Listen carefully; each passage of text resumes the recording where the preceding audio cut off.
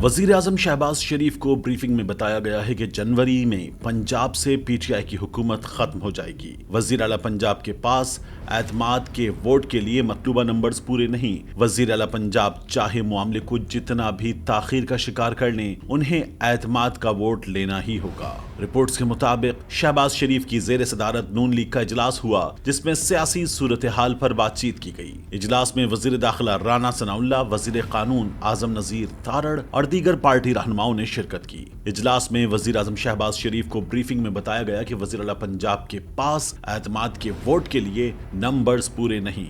जनवरी में पंजाब से पीटीआई की हुकूमत का खात्मा हो जाएगा।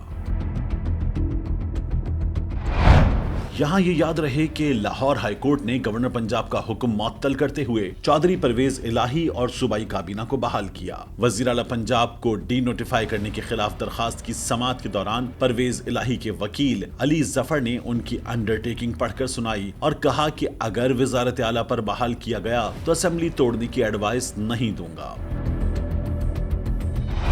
बाद में लाहौर हाई कोर्ट ने वज़ीर आला पंजाब को डी नोटिफाई करने के खिलाफ दरखास्त का तहरीरी फैसला जारी किया, जो 6 सफ़हात पर मुश्तमिल है। फैसले में कहा गया कि चौधरी परवेज इलाही के वकील ने हलफ दिया कि वो असेंबली तहलील नहीं करेंगे। गवर्नर पंजाब का डी नोटिफाई करने का हुक्म मुअत्तल किया जाता है। वज़ीर आला पंजाब और काबीना अपनी असल हालत में बहाल की जाती है। परवेज इलाही ने बयान हल्फी में कहा कि गवर्नर को आइंदा समाअत तक असेंबली तहलील करने का मशवरा नहीं दूंगा। मुस्लिम लीग नून ने इस फैसले के बाद कहा कि काफ लीग और नून लीग ने मिलकर गेम किया और नुकसान पाकिस्तान तहरीक इंसाफ का हुआ, मगर उसके बाद वफाकी वजीर दाखिला राना सनाउल्लाह और वजीर बराए रेलवेज ख्वाजा साद रफीक ने मीडिया को बताया कि नून लीग वजीर आला की बहाली के फैसले के खिलाफ सुप्रीम कोर्ट में अपील दायर करने जा रही है। उन्होंने कहा कि परवेज इलाही बहाली के बाद फंड्स का इस्तेमाल करते हुए नाराज अरकान को मनाएंगे, क्योंकि उनको ऐवान का एतमाद हासिल नहीं।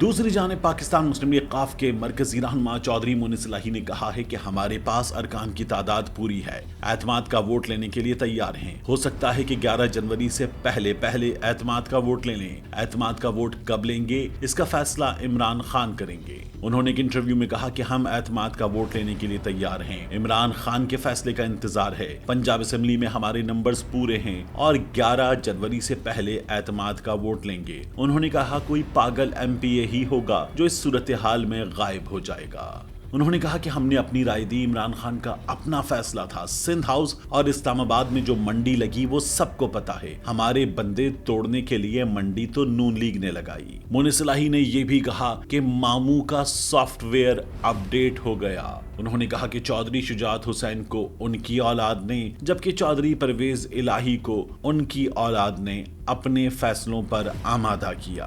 मोनिस इलाही ने यह भी कहा कि जब भी इस्तीफों का कहते हैं, स्पीकर छुट्टी लेकर भाग जाते हैं। हमारे इस्तीफे कबूल होने चाहिए ताकि इंतखाबात हो सकें। हम इस हफ्ते कौमी असेंबली में इस्तीफे मंजूर करवाने जा रहे हैं। जब भी इस्तीफों का कहें, स्पीकर गायब हो जाते हैं। हम चाहते हैं कि इंतखाबात हों। लगता है खुफिया तारीख तय करके स्पीकर के पास जाना पड़ेगा।